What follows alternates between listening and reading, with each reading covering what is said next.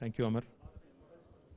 గౌరవనీయులు పెద్దలు రాష్ట్ర బీసీ వెల్ఫేర్ మరియు సివిల్ సప్లైస్ మంత్రివర్యులు స్థానిక శాసనసభ్యులు గంగుల కమలాకర్ గారు, గౌరవనీయులు పెద్దలు మానకొండూరు శాసనసభ్యులు రసమై బాలకృష్ణ గారు, చొప్పదండి శాసనసభ్యులు సుంకే రవిశంకర్ గారు, జిల్లా పరిషత్ చైర్మన్ శ్రీమతి విజయ గారు, గౌరవ శాసన మండలి సభ్యులు పెద్దలు నారదాసు లక్ష్మణరావు గారు, టీఎస్ఐఐసి అధ్యక్షులు గ్యాదరి బాలమల్లు గారు, మా principal secretary IT and industry గౌరవనీయులు జయేష్ రంజన్ గారు, కరీంనగర్ జిల్లా కలెక్టర్ శశాంక గారు, కరీంనగర్ కమిషనర్ గారు క్రాంతి గారు, మన డిప్యూటీ మేయర్ గారు, మేయర్ సునీల్ రావు గారు, డిప్యూటీ మేయర్ స్వరూప గారు, కార్యక్రమంలో పాల్పంచుకుంటున్న ఇతర జిల్లా అధికారులకి, ఇంకా పాత్రికేయ మిత్రులకి, అందరికంటే ముఖ్యంగా ఈరోజు కరీంనగర్లోనే తాము కోరుకున్న రంగంలో మరి ఉద్యోగం పొంది ఇక్కడే ఈరోజు శుభారంభం చేసిన ఒక 432 మంది యువతులకి ముందుగా హృదయపూర్వకమైన శుభాకాంక్షలు. My compliments to all of you who have actually been placed in this IT tower in Karimnagar. ఇప్పుడు అమర్నాథ్ రెడ్డి గారు చెప్పినట్టు తెలంగాణ రాష్ట్రం ఏర్పడ్డప్పుడు ఐటీ రంగం పట్ల, ఐటీ రంగం పురోగతి పట్ల చాలా అనుమానాలు ఉండేది. హైదరాబాద్ నగరం ఒక కాస్మోపాలిటన్ నగరం, మరి రేపు తెలంగాణ వచ్చిన తర్వాత ఏమవుతుందో, ఇక్కడ ఏం జరుగుతుందో అనే ఒక అనుమానం, ఒక అపోహ ఆనాడు ఉండేది. ఆ రోజు రాష్ట్రం యొక్క ఐటీ ఎగుమతులు, ఐటీ ఎక్స్పోర్ట్స్ చూసుకుంటే నెంబర్ ఆ రోజు 55,000-56,000 ఏదో ఉండేది. ఆ రోజు ఒక లక్ష్యం పెట్టుకున్నాం. అప్పుడు నేను, మన అప్పుడున్న సెక్రటరీ గారు, నేను, గౌరవ ముఖ్యమంత్రి గారి ఆలోచన మేరకు ఒక లక్ష్యం నిర్దేశించుకున్నాం. ఒకటి, ఈ పురోగతి ఎట్టి పరిస్థితుల్లో ఆగకూడదు. ఐటీ రంగం పరుగులు ఏదైతే పెడతా ఉన్నదో ఎట్టి పరిస్థితుల్లో ఆగకూడదు. ఆగకపోవడమే కాదు, ద్విగుణీకృతమైన ఉత్సాహంతో, అంటే రెట్టింపు వేగంతో, డబుల్ స్పీడ్తో ముందుకు పోవాలి అని పెట్టుకున్నాం. 5 ఏళ్లలో ఖచ్చితంగా ఐటీ ఎగుమతులు రెట్టింపు చేయాలని లక్ష్యం పెట్టుకున్నాం. అనుకున్నట్టుగానే 5 ఏళ్లలోనే ఈరోజు 1,28,000 కోట్లకు తెలంగాణ ఐటీ ఎగుమతులు చేరుకున్నాయంటే అందులో ఖచ్చితంగా ఇక్కడ ఉండే యువతుల ప్రతిభనే ముఖ్య కారణం అని చెప్పక తప్పదు. ఎందుకంటే ఐటీ రంగం ఎట్లాంటి రంగం అంటే ఇందులో ప్రభుత్వ పెట్టుబడుల కంటే ఎక్కువ ప్రభుత్వం ఒక ఎనేబులర్గా, అంటే ప్రభుత్వం ఒక ప్రేరకంగా పనిచేస్తుంది తప్ప ఇందులో డైరెక్ట్గా ప్రభుత్వం చేసే పాత్ర తక్కువ. ఇక్కడ మంచి విధానాలు తీసుకొని రావాలి, ప్రోగ్రెసివ్ పాలసీస్ తీసుకొని రావాలి, ఈకోసిస్టమ్ క్రియేట్ చేయాలి. దాంతోపాటు మారుతున్న కాలానికి అనుగుణంగా మనం కూడా మారాలి అనే ఆలోచనతోనే మనం చాలా కార్యక్రమాలు చేస్తూ ఉన్నాం. ఐటీ రంగంలో భారతదేశంలోనే తెలంగాణ రాష్ట్రం 2వ స్థానంలో ఉంది. కానీ ఒక విషయం ఇక్కడ కరీంనగర్లో ఉన్న పిల్లలకు నేను చెప్పదలుచుకున్నాను. ఐటీ రంగంలో టాలెంట్ అనేది ఒక హైదరాబాద్లో చదువుకున్న పిల్లోడికో, లేదా బెంగళూరులో చదువుకున్న అమ్మాయికో, ఢిల్లీలో చదువుకున్న పిల్లలకో, లేకపోతే ముంబైలో పెరుగుతున్న పిల్లలకు మాత్రమే సొత్తు, వాళ్ళ సొంతం కాదు. టాలెంట్ అనేది ఎవరి గుత్త సొత్తు కాదు. ఈరోజు దేశవ్యాప్తంగా ద్వితీయ శ్రేణి పట్టణాలు ఏవైతే ఉన్నాయో, రాజధాని తర్వాత ఆ స్థాయి పట్టణాలు, మన రాష్ట్రమే తీసుకుంటే కరీంనగర్ ఉంది, వరంగల్ ఉంది, మహబూబ్ నగర్ ఉంది, ఖమ్మం ఉంది, నిజామాబాద్ ఉంది, ఆదిలాబాద్ ఉంది, ఈ రకంగా నల్గొండ ఉంది. ఎన్నో పట్టణాలు, ద్వితీయ శ్రేణి పట్టణాలు ఈరోజు మన రాష్ట్రంలో కూడా ఉన్నాయి. కానీ అక్కడ ఉండే టాలెంటెడ్, అక్కడ ఉండే మంచి ఉత్సాహవంతమైన పిల్లలు కూడా ఈరోజు గత్యంతరం లేక అనివార్యంగా హైదరాబాద్కో బెంగళూరుకో పోవాల్సి వస్తున్నది. ఇంజనీరింగ్ పూర్తి చేసిన తర్వాత అక్కడ స్థానికంగా ఉద్యోగ అవకాశాలు లేక ఇంకో చోటికి షిఫ్ట్ కావాల్సి వస్తుంది. కానీ మీరు గమనిస్తే ఐటీ అనే పదం కూడా, నిర్వచనం కూడా మారుతూ ఉంది. ఒకప్పుడు ఐటీ అంటే ఇన్ఫర్మేషన్ టెక్నాలజీ, కానీ ఈరోజు ఐటీ అంటే ఇంటెలిజెంట్ టెక్నాలజీస్. మీరు చూస్తూ ఉన్నారు ఐటీ రంగం వల్ల ఎన్ని మార్పులు వస్తూ ఉన్నాయి మనిషి జీవితంలో అనేది కూడా రోజు చూస్తూ ఉన్నాం. చివరికి ఈరోజు మనం అందరం ఇక్కడ కూర్చున్న పరిస్థితి, మాస్క్లు వేసుకుని మనందరం కూడా సమావేశాలు జరుపుకుంటున్న పరిస్థితి. ఈ పరిస్థితుల్లో కూడా మన తెలంగాణ పోలీసు కూడా ఐటీ యొక్క సొల్యూషన్స్ వాడుతూ ఉన్నారు.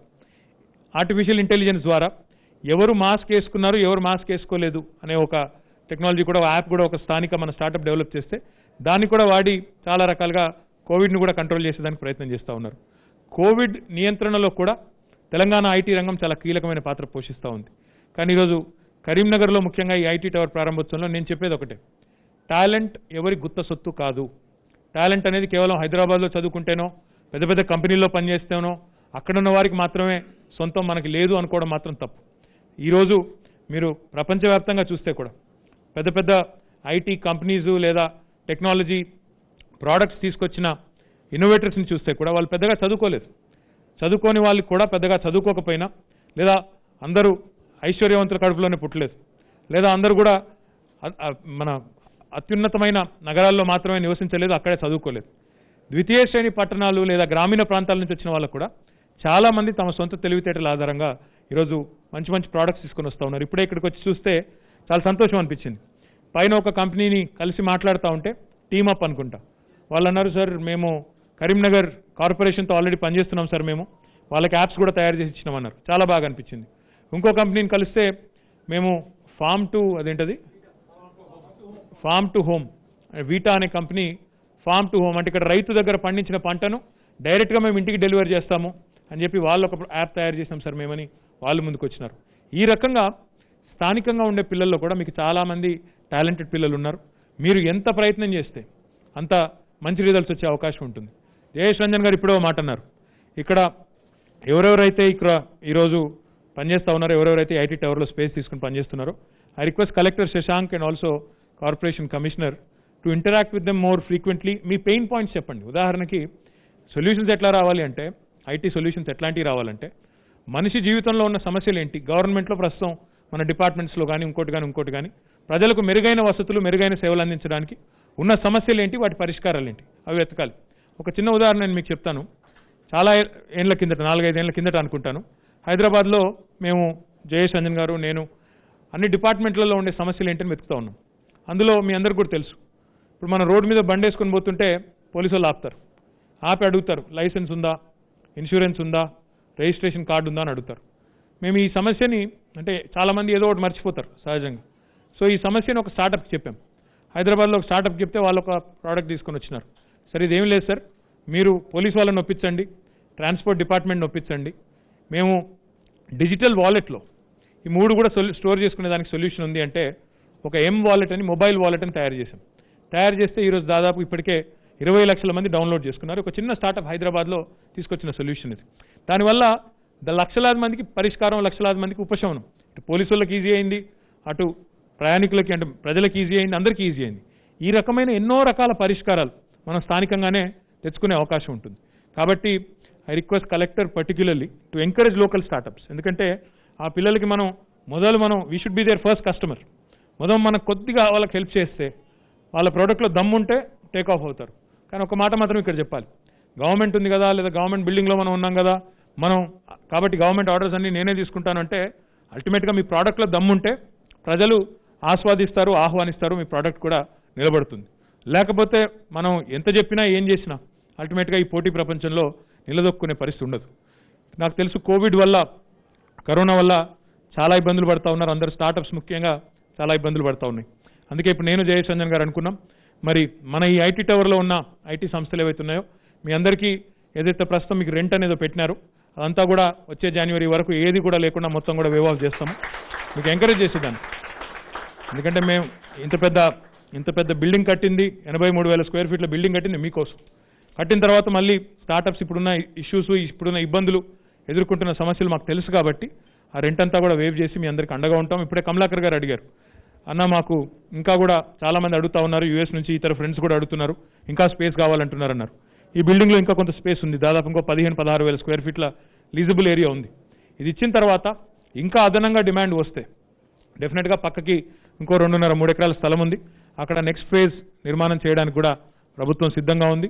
కరీంనగర్ నుంచి ఈరోజు బాగుపడి ఇతర దేశాల్లో స్థిరపడ్డ ఎన్ఆర్ఐస్ ఎవరైతే ఉన్నారో వారికి నేను ప్రత్యేకంగా విజ్ఞప్తి చేస్తూ ఉన్నా, మీరు దయచేసి మీ మాతృభూమికి, మీ జిల్లాకి మీరు రుణం తీర్చుకునే ఒక మంచి అవకాశం ఇది. ఇక్కడ మీరు ప్రభుత్వం అన్ని హంగులతో ఏర్పాటు చేసిన ఈ ఐటీ టవర్లో మీరు ముందుకు రండి, ఇక్కడ స్థానిక యువతకు ఉపాధి కల్పించండి. ఇంకా ముఖ్యమైన విషయం ఏంటంటే ఇక్కడ టాస్క్ సెంటర్ కూడా మనం పెట్టుకున్నాం.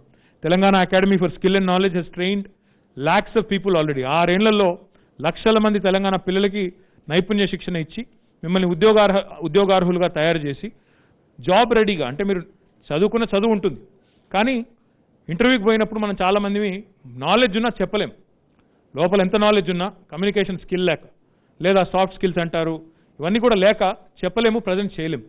ముఖ్యంగా ఇంగ్లీష్ రాకనో ఇంకోటో దానివల్ల ఇబ్బంది పడి చాలామంది జాబ్ కోల్పోతూ ఉంటారు. కాబట్టి గౌరవ ముఖ్యమంత్రి గారు కూడా చెప్తుంది ఒకటే, గౌరవ ప్రధానమంత్రి కూడా చెప్తుంది ఒకటే. ఈరోజు ఈ పోటీ ప్రపంచంలో నిలదొక్కోవాలంటే skill, up skill and reskill ఎప్పటికప్పుడు నేర్చుకుంటూనే ఉండాలి. నేను నేర్చుకున్నాను కదా, ఇంజనీరింగ్ చదువుకున్నాను కదా, అయిపోయింది, నాకు ఉద్యోగం వచ్చింది కదా అనుకుంటే కుదరదు. ఈ పోటీ ప్రపంచంలో ఎప్పటికప్పుడు కొత్త నైపుణ్యాన్ని సంతరించుకోవడం, మారుతున్న కాలానికి అనుగుణంగా ఎప్పటికప్పుడు అప్ స్కిల్ చేసుకోవడం, అవసరమైతే రీస్కిల్ చేసుకోవడం, అంటే ఈ రకంగా ముందుకు పోతే తప్ప మనం ఈ పోటీ ప్రపంచంలో నిలదొక్కోలేం. అందుకే ఇక్కడ టాస్క్ సెంటర్ కూడా పెట్టినాం. టాస్క్ సెంటర్లో మీకు ఇక్కడ ఒక ఆడిటోరియం ఉంది, అక్కడ అన్ని క్లాసెస్ నిర్వహించబడతాయి, ఆన్లైన్ క్లాసెస్ ఉంటాయి, ఆఫ్లైన్ క్లాసెస్ ఉంటాయి, ఇవన్నీ కూడా టాస్క్ ద్వారా చేస్తాం. టీ హబ్ సెంటర్ కూడా ఇక్కడ పెడుతున్నాం. టీ హబ్ సెంటర్లో కూడా ఎవరైనా స్టార్టప్స్ మీకు ఇంకా మార్కెట్ యాక్సెస్ కానీ, మెంటరింగ్ కానీ, ఇంకెవరైనా బాగా ఇప్పటికే ఈ రంగంలో బాగా అనుభవం ఉన్న వాళ్ళ దగ్గర సలహాలు తీసుకోవాలన్నా, సూచనలు తీసుకోవాలన్నా, లేదా ఇన్వెస్టర్ యాక్సెస్ కావాలన్నా, ఇవన్నిటికీ కూడా ఇక్కడ టీ హబ్ సెంటర్ మీకు ఉపయోగపడుతుంది. కరీంనగర్లో నేను ఇక్కడే చదువుకున్నాను, ఇక్కడ నుంచి మళ్ళీ హైదరాబాద్కో బెంగళూరుకో పోవాలా అనే ఆలోచన లేకుండా ఏ రకమైన నైపుణ్యం ఉన్నా ప్రస్తుతం దీనిలో ఈ సెంటర్లోకి వచ్చి, ఈ టవర్లోకి వచ్చి అన్ని అవకాశాలు ఎక్స్ప్లోర్ చేసిన తర్వాత ఒకవేళ అయినప్పటికీ ఇంకా నేను బయటికి పోతాను అంటే, ఇక్కడ సరిపోలేదు అంటే you can always go. But ఇనీషియల్గా ఒక ప్లాట్ఫామ్ ఉండాలి మీకు ఇక్కడ. ఇనీషియల్గా ఈ ప్లాట్ఫామ్లో మీకు అన్ని రకాల అవకాశాలు ఇక్కడ ఎక్స్ప్లోర్ చేసిన తర్వాత ఇంకా ఏమైనా రేపటి రోజున యాడ్ చేయాల్సి వస్తే కూడా చేయడానికి ప్రభుత్వం సిద్ధంగా ఉంది. ఇంకా భవిష్యత్తులో మేము ప్రయత్నాలు కొనసాగిస్తూనే ఉన్నాం. మీరు చూసే ఉంటారు, వరంగల్లో టెక్ మహీంద్రా వచ్చింది, సైంట్ వచ్చింది, ఇంకా చాలా కంపెనీలు వస్తూ ఉన్నాయి. కరీంనగర్కి, ఖమ్మంకి, నిజామాబాద్కి, మహబూబ్ నగర్కి, ఎన్ని ద్వితీయ శ్రేణి పట్టణాలకు కూడా ఇంకా పెద్ద ఎత్తున కొత్త కంపెనీలు తీసుకొచ్చే ప్రయత్నాలు కొనసాగుతూనే ఉంటాయి, నిరంతరంగా సాగుతూ ఉంటాయి. కానీ ఇంతకుముందు నేను చెప్పింది ఇంటెలిజెంట్ టెక్నాలజీ అని ఎందుకు అన్నాను అంటే, ఐటీ అంటే 2 కారణాలు. ఒకనాడు 99-2000 సంవత్సరంలో హైదరాబాద్లో ఐటీ ప్రారంభించిన నాడు అప్పుడు Y2K అని ఒక ఇష్యూ ఉండేది, మీ అందరికీ తెలుసు. ఆ Y2K ఇష్యూ వల్ల ఆనాడు చాలా జాబ్స్ అక్కడ హైదరాబాద్ కేంద్రంగానే వచ్చినాయి. కానీ రాను రాను 20 సంవత్సరాల్లో కొత్త కొత్త టెక్నాలజీస్కి హైదరాబాద్ కేంద్రం అవుతా ఉంది, ఎమర్జింగ్ టెక్నాలజీస్కి హైదరాబాద్ కేంద్రం అవుతా ఉంది. అట్లాంటప్పుడు ఇదివరకు 20 ఏళ్ల కింద చేసిన పని, హైదరాబాద్లో చేసిన పని, లేదా 10 ఏళ్ల కింద హైదరాబాద్లో చేసిన పని ఈరోజు అక్కడే చేయాలన్నది ఏం లేదు. అదే పని ఈరోజు కరీంనగర్లో చేయొచ్చు, ఆదిలాబాద్లో చేయొచ్చు, ఇంకెక్కడైనా చేయొచ్చు తెలంగాణలో. ఎందుకంటే మీరు ఎక్కడికక్కడ నైపుణ్యం ఉన్న పిల్లలు ఉన్నారు. నేను ఈరోజు కలిసిన ప్రతి కంపెనీని అడిగాను, 15 మందిని, మీకు టాలెంటెడ్ పిల్లలు దొరుకుతున్నారా లోకల్గా అన్నాను. జ్యోతిష్మతి కాలేజ్ వాళ్ళు, వాగేశ్వరి కాలేజ్ వాళ్ళు చాలామంది పిల్లలు కలిసినారు. వాళ్ళందరూ చెప్తున్నారు, అవునన్నా ఇక్కడ లోకల్ పిల్లలే మేమంతా కూడా, ఇక్కడ డైరెక్ట్గా క్యాంపస్లో రిక్రూట్మెంట్ అయిందని చెప్పినారు. సంతోషం అనిపించింది. ఏంటంటే టాలెంట్ ఉంది, ఇబ్బంది ఏమీ లేదు. ఏమన్నా కొద్దిగా if you're rough around the edges, task will refine you, task will train you, task will make you job ready. At the same time ఇందాక నేను మీకు మళ్ళీ రిక్వెస్ట్ చేసినట్టు, ఈ పోటీ ప్రపంచంలో నిలదొక్కుకోవాలంటే మాత్రం you have to continue to focus on skilling, continue to focus on learning new technologies, continue to challenge your self, continue to motivate your self.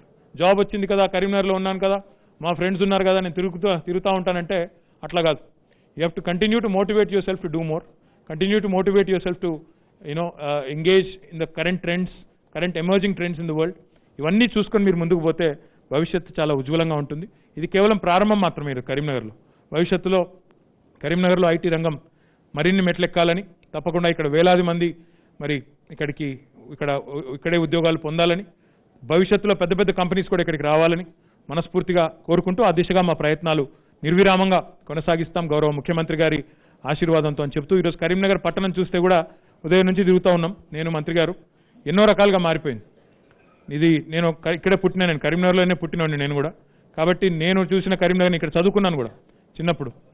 నేను చూసిన కరీంనగర్ ఈరోజు చూసిన కరీంనగర్కి అసలు పోలికనే లేదు. ఆ రోజు ఇప్పుడు చూస్తుంటే పొద్దున్నుంచి డైలీ వాటర్ సప్లై ఈరోజే స్టార్ట్ చేసినాం. భవిష్యత్తులో 24/7 వాటర్ సప్లై కూడా చేయబోతున్నాం. ఇక్కడ పక్కకి పోతే మానేరు డ్యామ్ ఒకప్పుడు నీళ్లు ఉండేది కాదు, అక్కడ డ్రింకింగ్ వాటర్ కూడా కరీంనగర్ పట్టణమే అల్లాడిపోయే పరిస్థితి. ఈరోజు కరీంనగర్ పట్టణానికి 24/7 డ్రింకింగ్ వాటర్ దిశగా ప్రయత్నాలు సాగుతూ ఉన్నాయి. ఒక కేబుల్ బ్రిడ్జ్ మేము హైదరాబాద్లో దుర్గం చెరువు దగ్గర కట్టినాం. కానీ అంతకంటే వేగంగా మంత్రి గారు ఇక్కడ కట్టి ఆల్మోస్ట్ ఇంకా నెక్స్ట్ మంత్లో ఇనాగరేషన్ కూడా రెడీ చేస్తూ ఉన్నారు. మానేరు వాటర్ ఫ్రంట్ కూడా, మానేరు రివర్ ఫ్రంట్ కూడా డెవలప్ అవుతూ ఉంది. ఒక అందమైన నగరంగా కరీంనగర్ ఎదుగుతూ ఉంది. భవిష్యత్తులో తప్పకుండా నాకు విశ్వాసం ఉంది, రానున్న 5 ఏళ్లలో 10 ఏళ్లలో హై స్పీడ్ రైల్స్ కూడా వస్తాయి. హై స్పీడ్ రైలు వచ్చిన తర్వాత హైదరాబాద్ నుంచి కరీంనగర్కి 1:45 నిమిషాలు వచ్చే రోజులు కూడా వస్తాయి. వచ్చిన తర్వాత మీరు కరీంనగర్లో జాబ్ చేస్తున్నారా, హైదరాబాద్లో జాబ్ చేస్తున్నారని ఉండదు. ఇంకా అప్పుడు అక్కడున్నా ఎక్కడున్నా 45 నిమిషాలు అప్ అండ్ డౌన్ చేసే పరిస్థితి ఉంటే, ఎక్కడున్న వాళ్ళు ఎక్కడైనా పనిచేసే పరిస్థితి తెలంగాణలో ఉంటుంది. ఆ రోజులు కూడా మనమే చూస్తాం, ఎక్కువ రోజులు కూడా కాదు. నేను చెప్పేది 5 to 10 yearsలో అది కూడా జరుగుతుంది. తప్పకుండా మన ప్రయత్నాలు ఎప్పటికప్పుడు మనం ఫోకస్డ్గా ఎప్పటికప్పుడు మన ఎఫర్ట్స్ మాత్రం నిరంతరం పెట్టినట్టయితే పర్సనల్గా ఉజ్వలంగా భవిష్యత్తు ఉంటుందని చెప్పి మళ్ళొకసారి ఇక్కడ ఉండే స్థానిక పిల్లలందరికీ విజ్ఞప్తి చేస్తూ మరి మీ అందరికీ మళ్ళొకసారి శుభాకాంక్షలు తెలియజేస్తూ మళ్ళీ కమలాకర్ గారికి ప్రత్యేకంగా అభినందనలు తెలియజేస్తూ ధన్యవాదాలు. నమస్కారం. Thank you. Thank you, sir. We thank you and all the representatives for coming and inaugurating this, and thank all the companies. Thank you. Now, please move slowly. You don't have to rush out. Please maintain some distance and please move slowly.